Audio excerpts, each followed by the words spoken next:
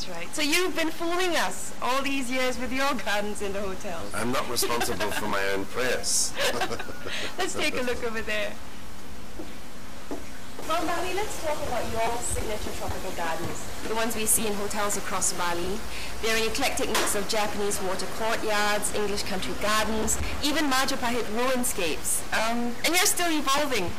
Can you tell me more about these influences? Well, it's very flattering that someone's noticed, but I've done my homework. I was lucky to land in Bali after Australia, where my biggest influence was Japanese. It was popular in the early 70s with Hokusai and everyone sort of going Japanese. In Bali I learned about courtyard gardens, and in Java I learned about Majapahit gardens, which were ruins. I love traveling in the ruins of the Chandis of Java. After that, I actually went to the Bogor Botanical Garden and discovered some overrun croton and cactus gardens. And that's when I started the Courtyard Classic phase, which I did at the Bali Hyatt first, which is sort of a bit like an underground coral garden, but expressed in a walled court. I think it's important when you talk about influences for any designer, be a jewelry designer, a clothing designer, fashionistas, to continually be keen to travel, to have interests. A good landscape artist should be like an avant-gardener, should be a bit like a couturier. So I'm at the moment going through my sort of Islamic period. I love to go to Morocco and to Delhi and look at the Mughal gardens.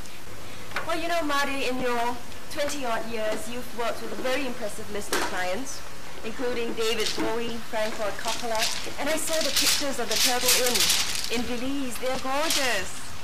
It's the world's second biggest barrier reef, and it's near Placencia in British Honduras, the former British Honduras, which is called Belize, and it's a beautiful site.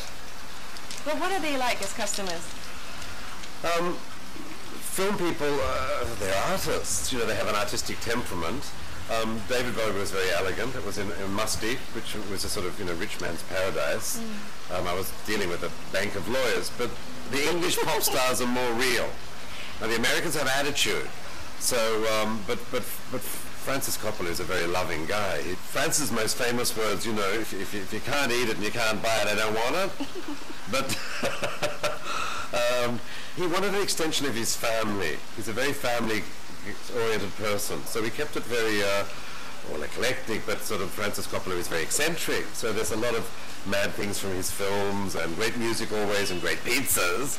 And a very laid-back Bali, sort of tropical Bali in terms of the seafood restaurant that he transposed from Jimbaran to Belize. Belize is the land of the pirates, so there's also lots of sort of crazy woven coconut roofs and rough-hewn timbers. It's turned out quite well. Well, I'm sure you've worked with your fair share of difficult customers, have you? I'm a bit difficult too, but I try. You're the true artist, the proud artist. Well, what does it take to make you finally say, I don't want this job, or make you walk out of a job halfway? I can't afford to walk out, but it takes two to tango. As long as people are garden lovers, and as long as they trust you, and you're a bit midwife. You're part midwife, part sculptor, part artist, part engineer, part architect. But it requires the homeowner to accept this living thing. That's the bottom line. So part salesman too. Well, yes, you've got to be a bit of a salesman. You've got to educate people. A lot of people on a steep learning curve about maintenance and about the beauty of nature, particularly in Singapore. They're more worried about ponding and snakes, so you've got to ease their fears. We're not afraid of snakes. Well, being the true artist, you are fiercely protective about your gardens, and as there have been many admirers of your work, you do have a number of detractors as well, and they do say that your good work, and I quote, has been dwarfed by your ego. Really? Who said that? I want to hear now. Dwarfed by my ego? Really? My last client? Who could that be? Gee, you've got to have if you don't love yourself, you can't love what you do as an artist, but I think that's very unfair, because I'm very hardworking, and, I have an atelier of over 500 artisans and architects, and it's really all this traveling, it's a bit like a milk run going between Bombay and Kuala Lumpur and Jakarta, and it's fun. You know, if I was just driven by ego, I would have just set up shop in Singapore. It would have been easier. It's a bit of professional jealousy. I get far too much press, perhaps. It's hard work doing tropical gardens. You have to have a big personality. You look at Roberto Burle Marx, you look at even, I'm not in that class, or Jeffrey Bauer, but you have to be expansive, and I think that's a very glib throwaway line. They wouldn't know. What would they know would be my answer to that. Poor darlings.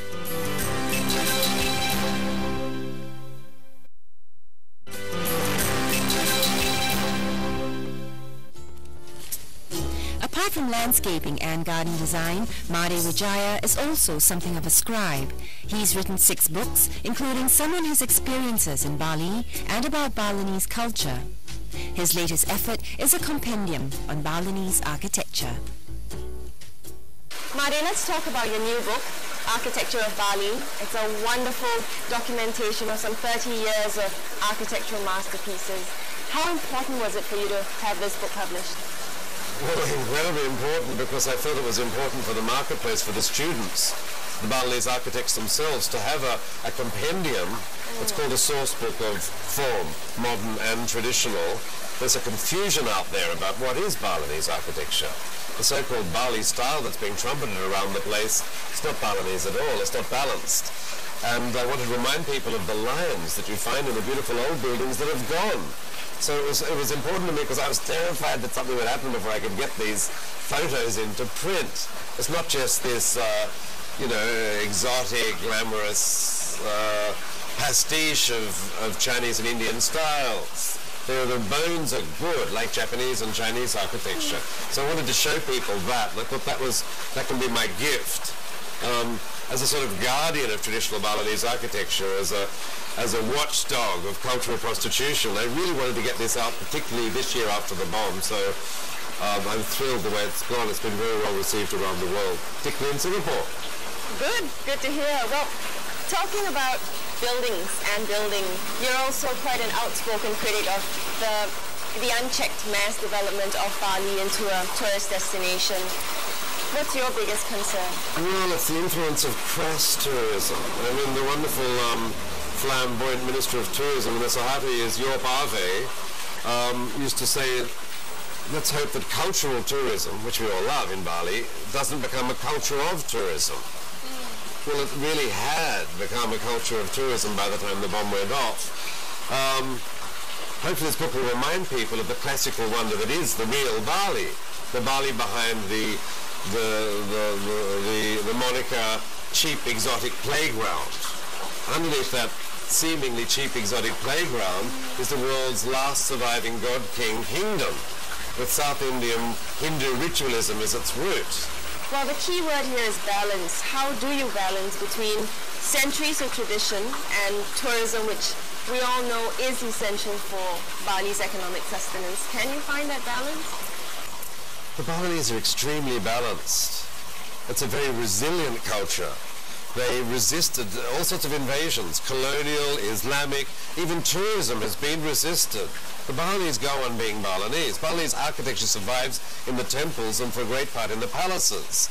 The Balinese balance is all about the balance between placating the demons and worshipping the gods and keeping your life as a human on an even keel. Not too much materialism, but enough to keep it enjoyable. They're into the spice in life. And I think their love of, it's all reflected in their love of gardens and their love of entertaining. They're very entertaining people. Keep me entertained anyway.